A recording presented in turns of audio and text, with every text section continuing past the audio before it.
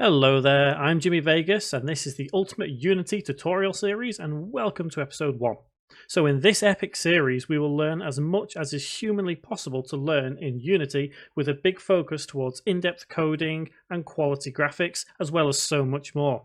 We will go from an absolute beginner level to an advanced level, and then to a much higher skill level by the end of this series. We'll also be doing user requests throughout the series, so if you want to know anything, you want to see anything, leave them in the comments below. So we're taking inspiration from as many games as possible, along with some of our own original designs and ideas. And as I say, leave what you want to see in the comments and we can work it in, no problem. So as already discussed, it's aimed at absolute beginners, and if you've just installed Unity and you have got past this stage, you've got it all installed, then this is going to be perfect for you. Even if you have little knowledge of Unity, then it's still good too. But if you want to see how we implement some mechanics into a game, then stick around. There's loads to see and do here. So this series can be used in all versions of Unity, including older versions and future versions as well, such as Unity 2019 or Unity 2020. So I'm going into the future here because currently for me it is 2017, but new versions of Unity come out all the time, and as we go through this series we're constantly going to upgrade our engine. So it's worth noting here that for whatever platform you want to build for, make sure it is ticked and click next and go through, and also make sure your standard assets are there as well. Once you've got Unity up and running, you'll be presented with something like this, where you can create a brand new project.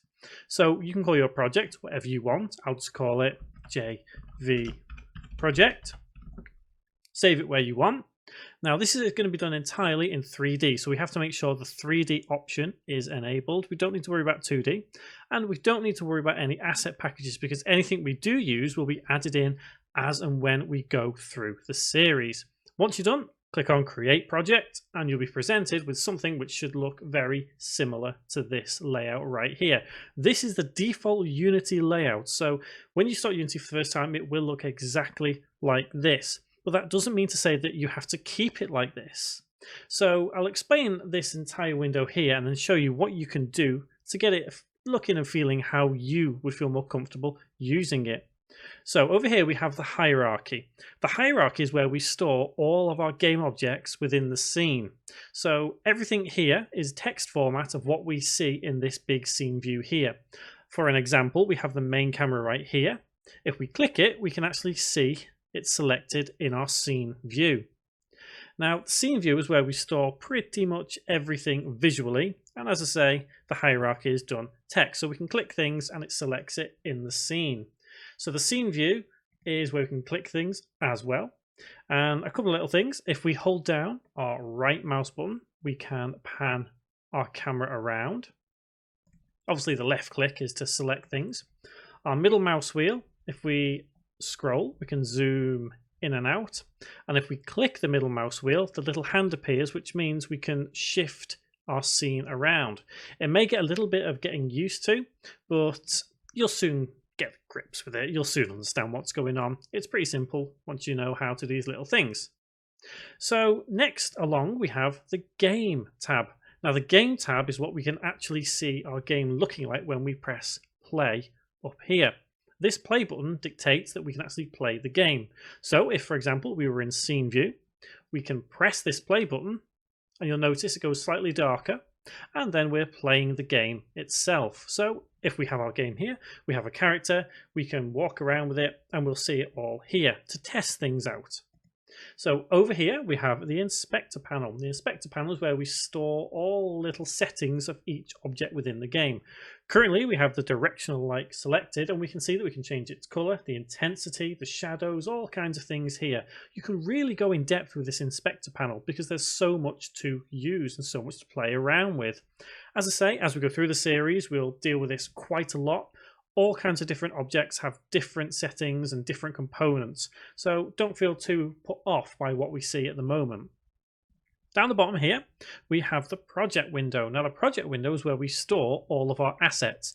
An asset is defined as something which we can bring into the game, such as a game object, a texture, or a script. There's a couple of other things that we can use as well, but everything is stored down here. Most of the time, because Unity is a visual engine, we can drag and drop things into the scene view.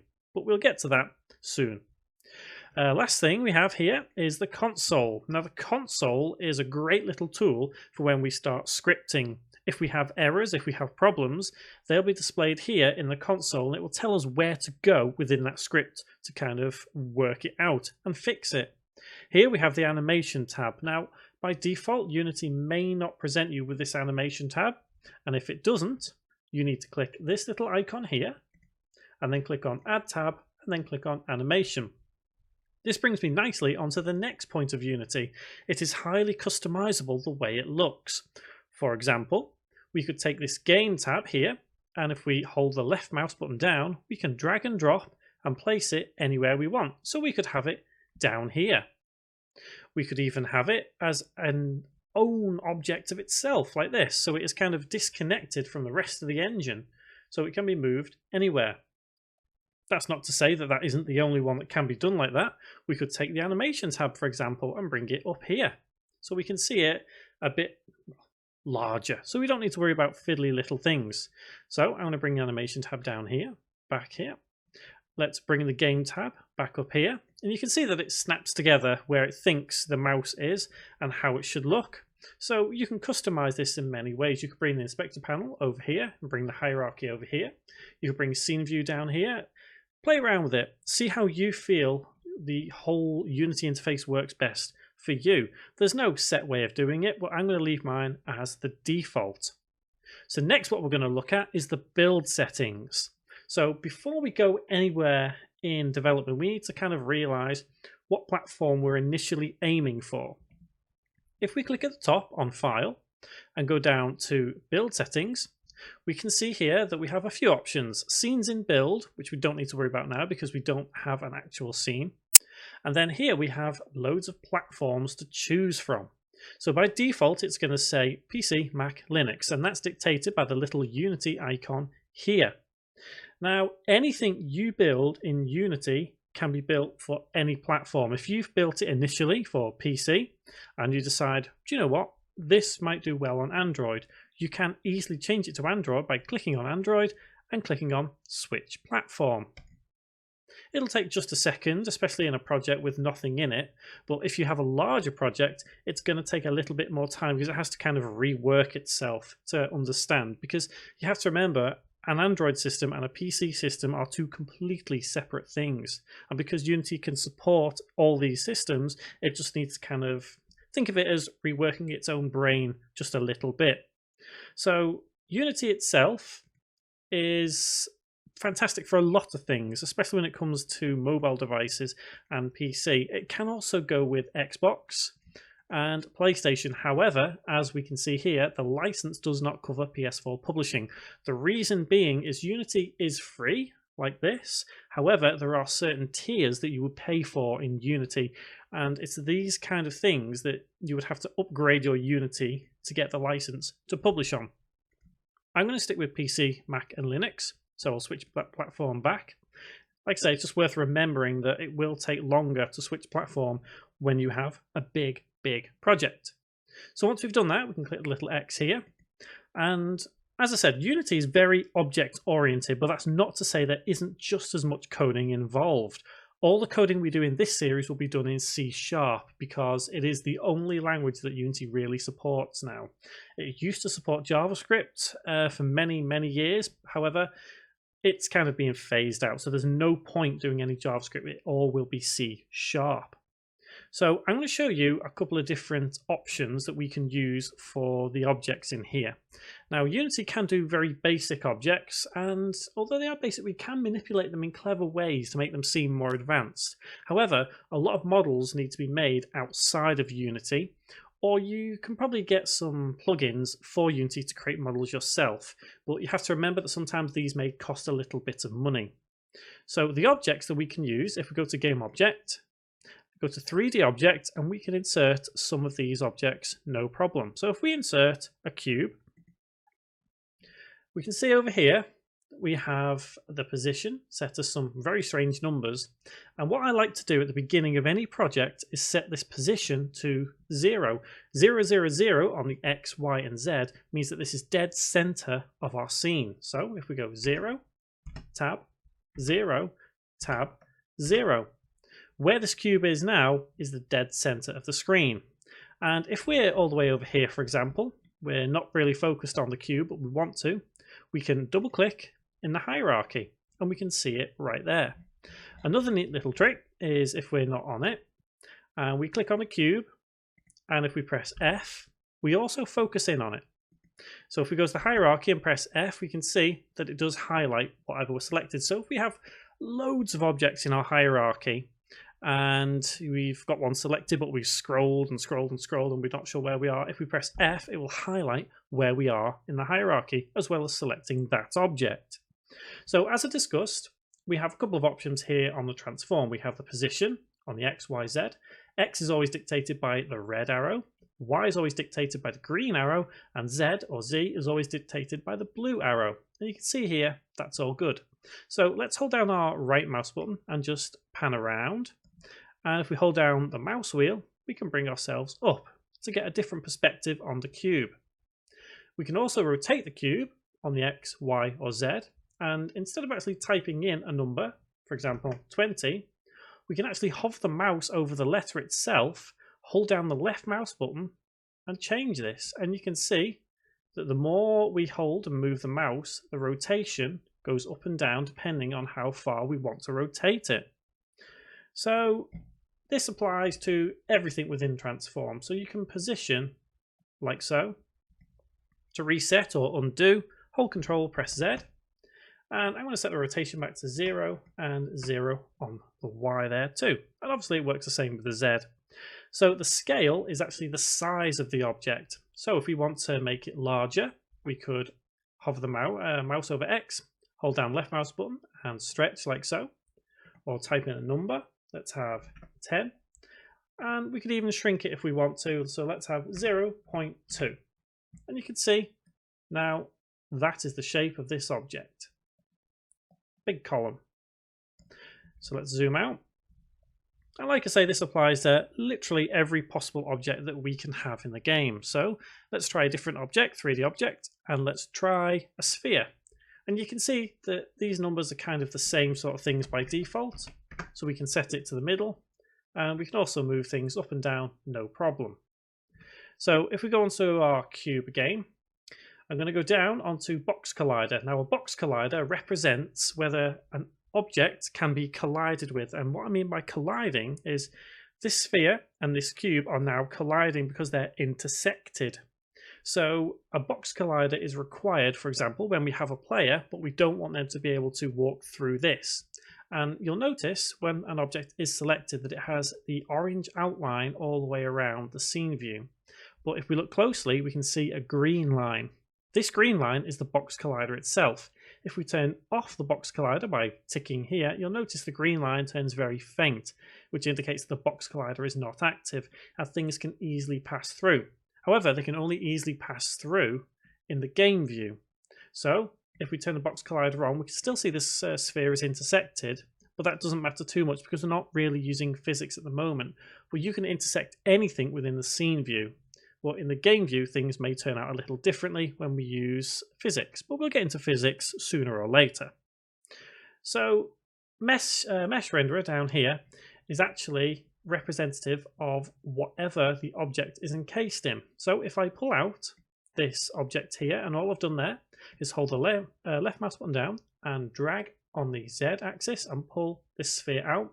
If we untick Mesh Renderer, you can see that it literally takes away the grey that is the skin of the object.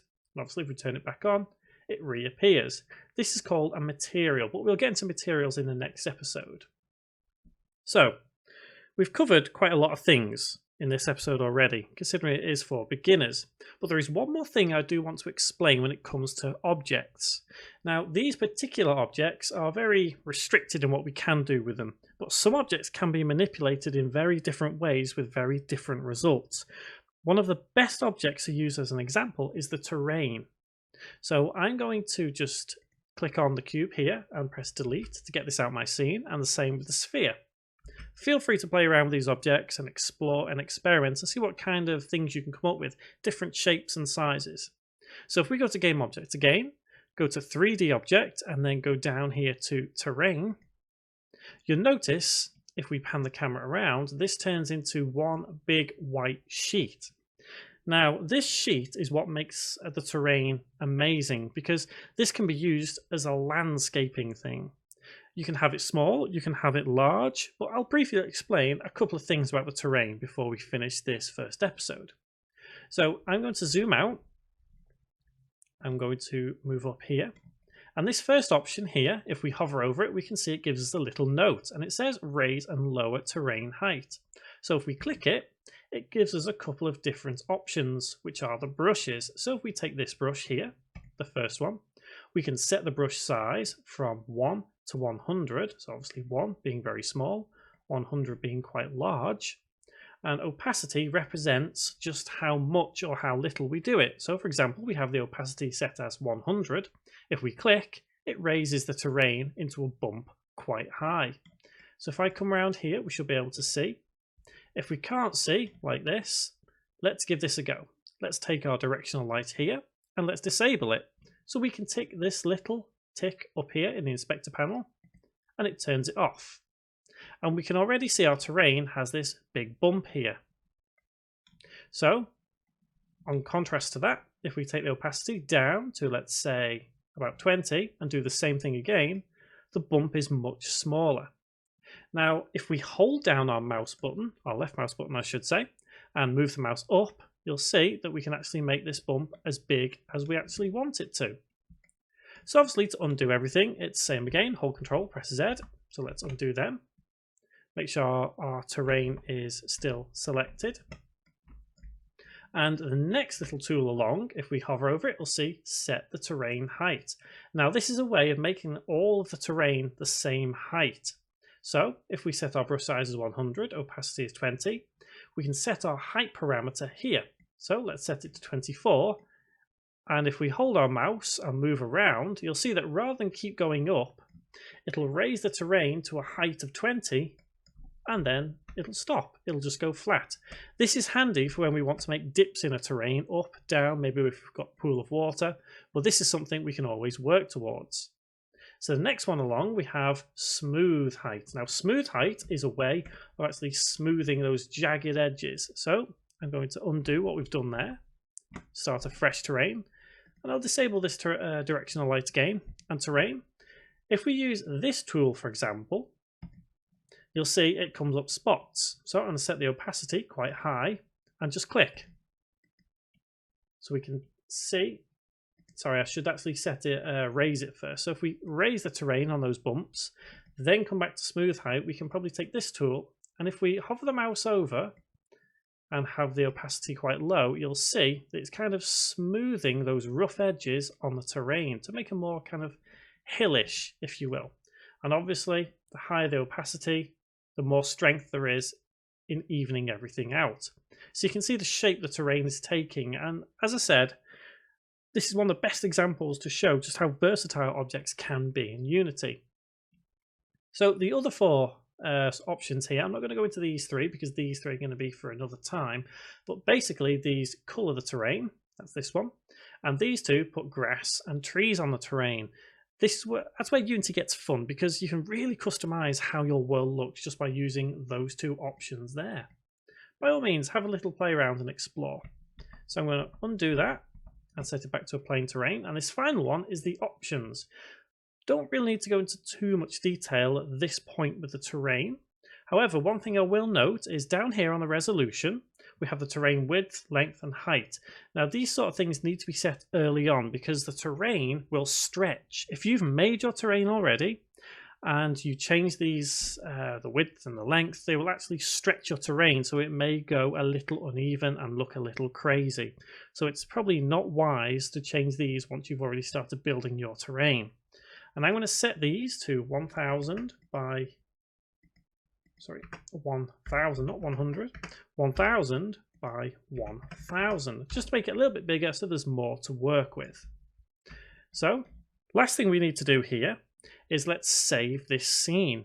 So we can either go to File and Save Scene, or we can hold Control and press S.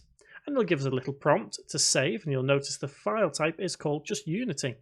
So if we save this as Scene 001 and click save, you'll notice down here we actually have two options in our assets now. We have the terrain, because this is classed as an asset, and we also have the scene itself, which is literally an asset.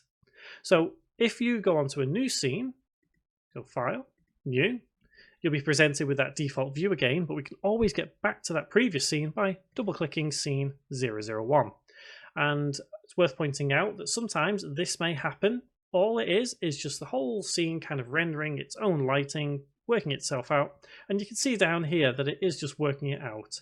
This little bar here is representative of the scene, how it's working. So if you get this, don't worry, it's just working itself out. So next episode, we're going to look at some textures, materials, and manipulating this terrain to a higher depth. So we'll start creating an environment for us to actually explore in Unity. We'll also look at a couple of different options up here. But feel free to explore and look around all the possible options that you have in Unity. Don't be afraid to change things, modify things. You know, at this point, if you're an absolute beginner, playing and experimenting is one of the best things you could possibly do in Unity, after following this series, of course. So guys, I will see you in the next episode. Thank you very much for watching.